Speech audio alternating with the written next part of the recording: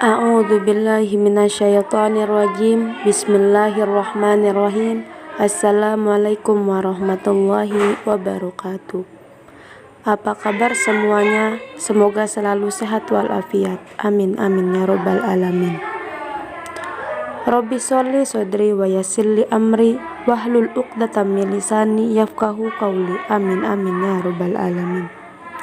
Sebelumnya kami mengucapkan terima kasih banyak kepada Ibu dosen pengampu mata kuliah Strategi Pembelajaran PAI, yakni Ibu Nurul Fauziah MPD, beserta teman-teman kelas 5C yang sudah menyimak dan memberikan waktu untuk mempresentasikan hasil dari yang kelompok kami buat. Langsung saja, saya Mardia, perwakilan dari kelompok 3 yang akan mempresentasikan materi yang berjudul Desain Kompetensi dan Tujuan Pembelajaran.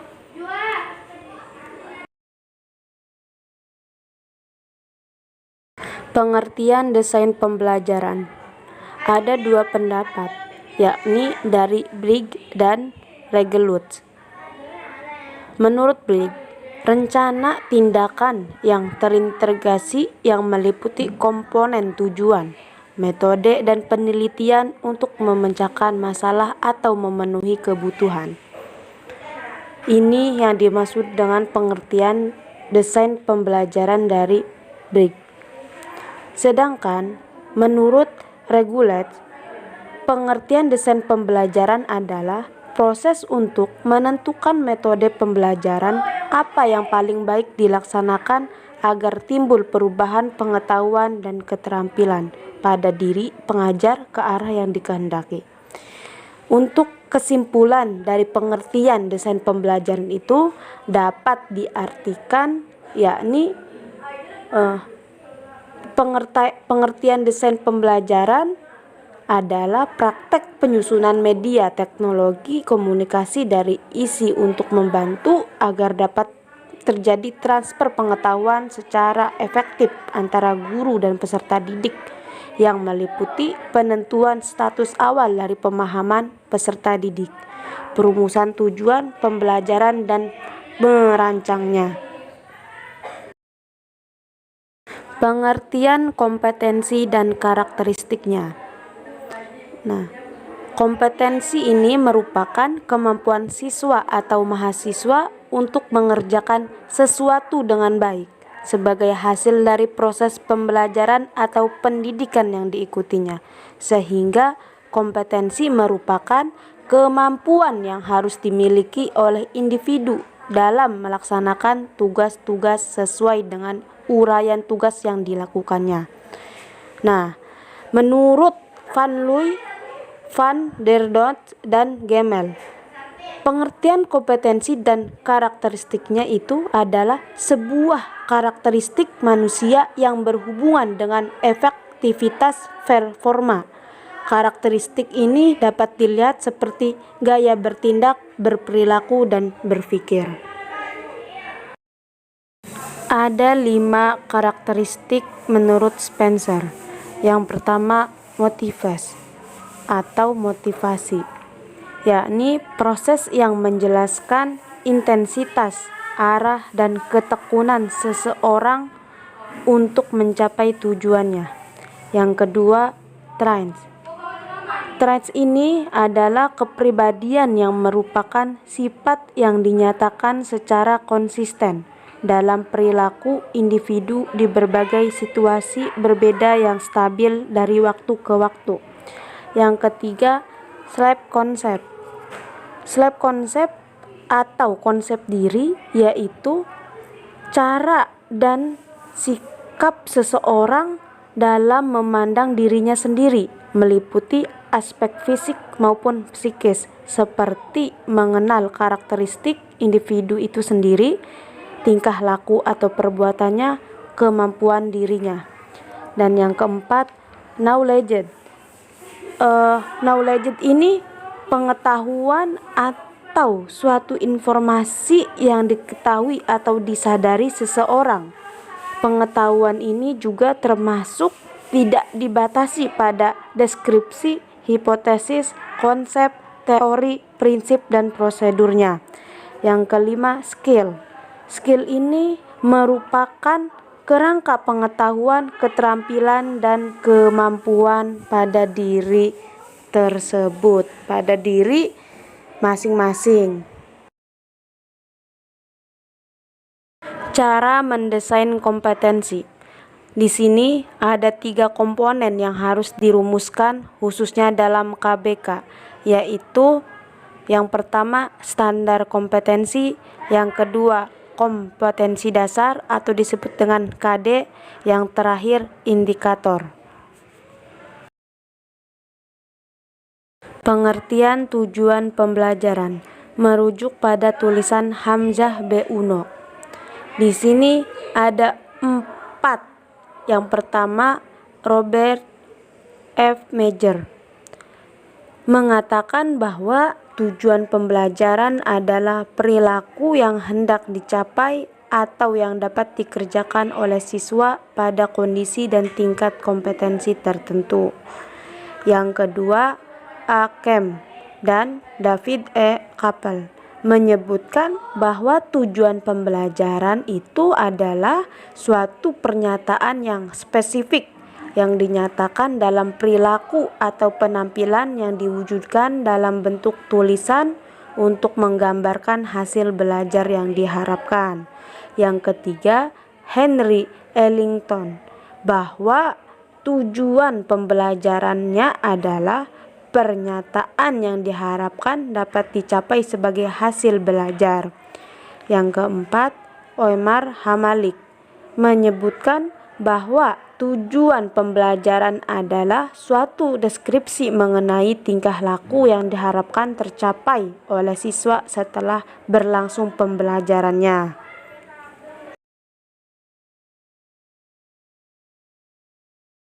4. Identifikasi manfaat dari tujuan pembelajaran menurut Nana Syaiodi Sukmadinata. Yang pertama, memudahkan dalam mengkomunikasikan maksud kegiatan belajar mengajar kepada siswa, sehingga siswa dapat melakukan perbuatan belajarnya secara lebih mandiri. Yang kedua, memudahkan guru memilih dan menyusun bahan ajar. Yang ketiga, membantu memudahkan guru menentukan kegiatan belajar dan media pembelajaran. Dan yang terakhir, memudahkan guru mengadakan penilaian.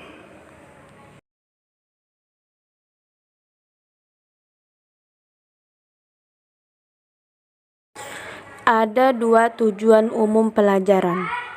Yang pertama, tercapainya perubahan perilaku atau kompetensi pada siswa setelah mengikuti kegiatan pembelajaran.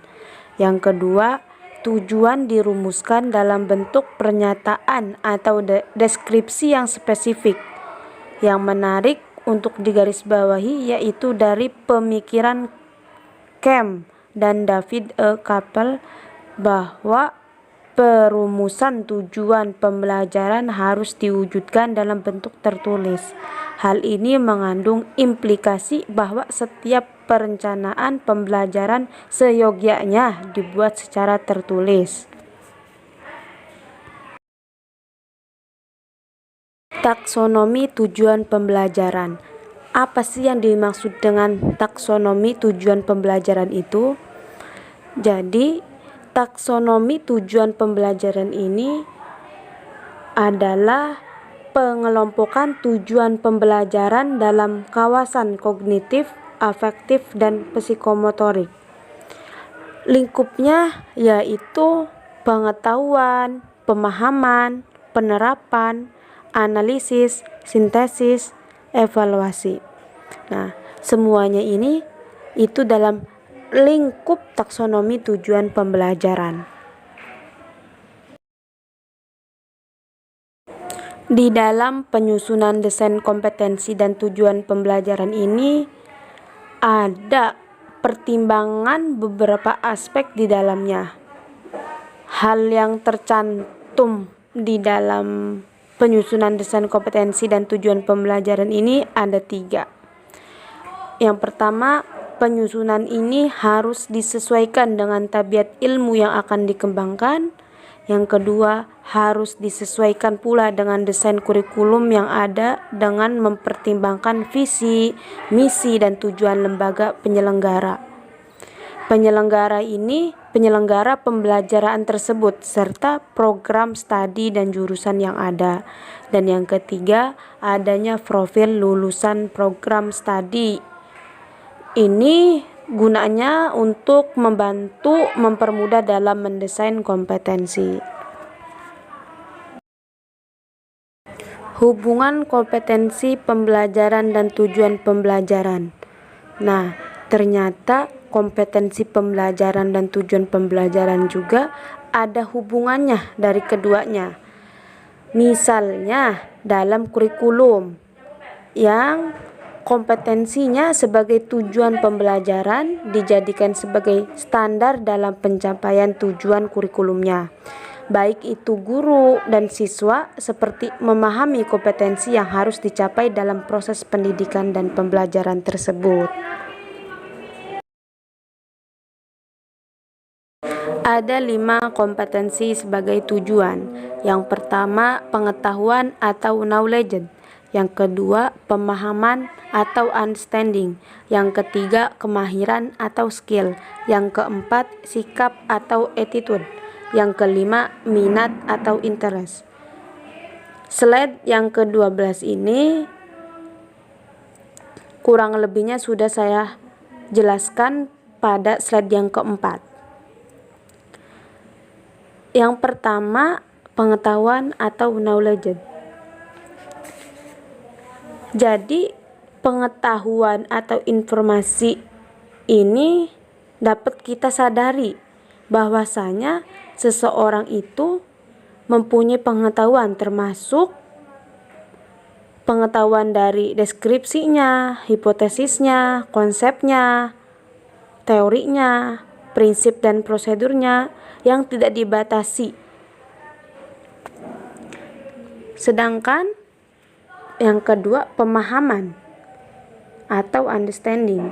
Pemahaman ini seperti halnya memahami situasi, keadaan dan situasinya, ataupun sesuai dengan kemampuan pada kita sendiri, pengajar maupun siswanya. Yang ketiga, kemahiran atau skill. Ini merupakan suatu kerangka yang menampilkan atau keterampilan dan kemampuannya dalam berkompetensi. Yang keempat, sikap atau attitude. Nah, sikap atau attitude ini sangat penting di keseharian karena termasuk selain termasuk sebagai tujuan kompetensi, sikap attitude juga sangat diterapkan keseharian di kesehariannya. Yang kelima, minat atau interest. Minat merupakan kecenderungan rasa suka yang tinggi terhadap sesuatu. Minat juga merupakan dasar yang paling penting dalam keberhasilan proses pembelajaran. Minat juga memiliki arti sebagai kecenderungan yang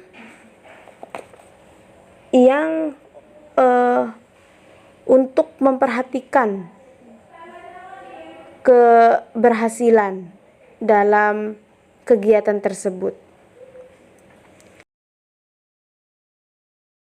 Ada 4 standar kompetensi guru yang wajib dimiliki di era digital. Yang pertama, kompetensi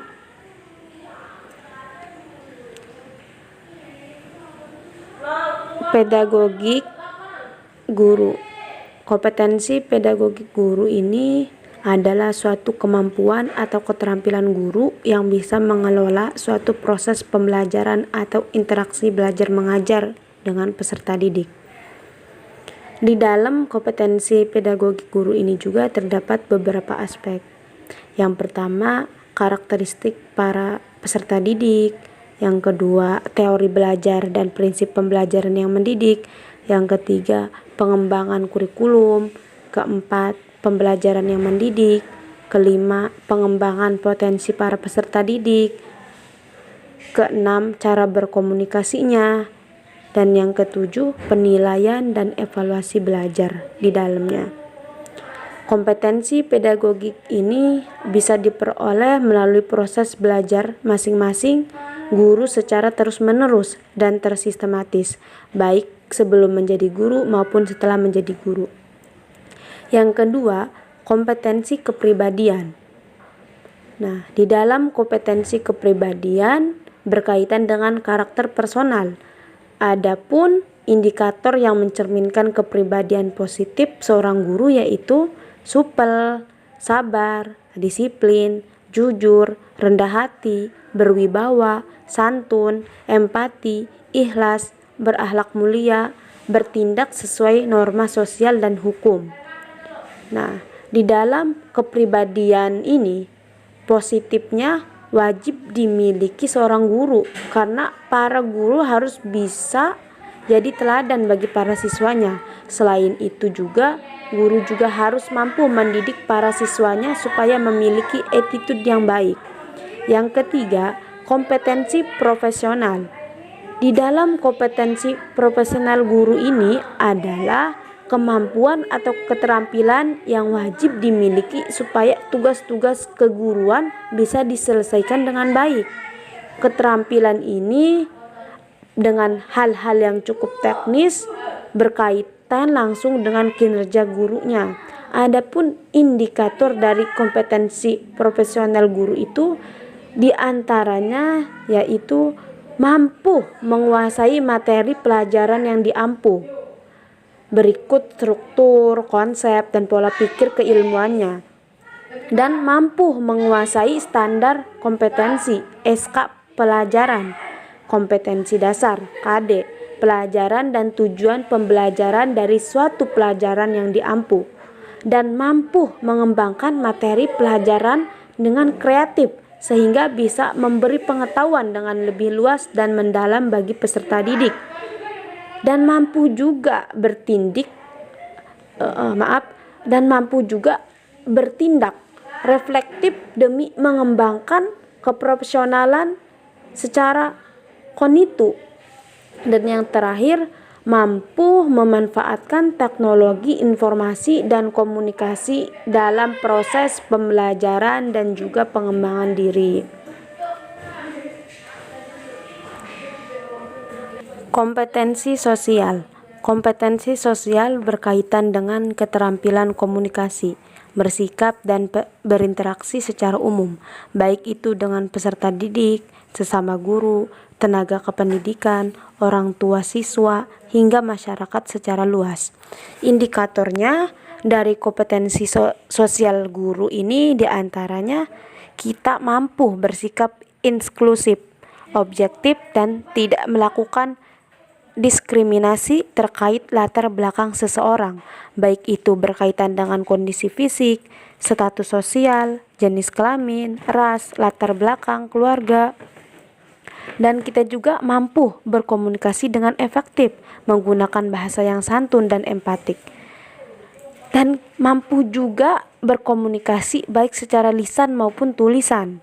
Dan yang terakhir, kita juga mampu beradaptasi dan menjalankan tugas sebagai guru di berbagai lingkungan dengan bermacam-macam ciri sosial budayanya masing-masing.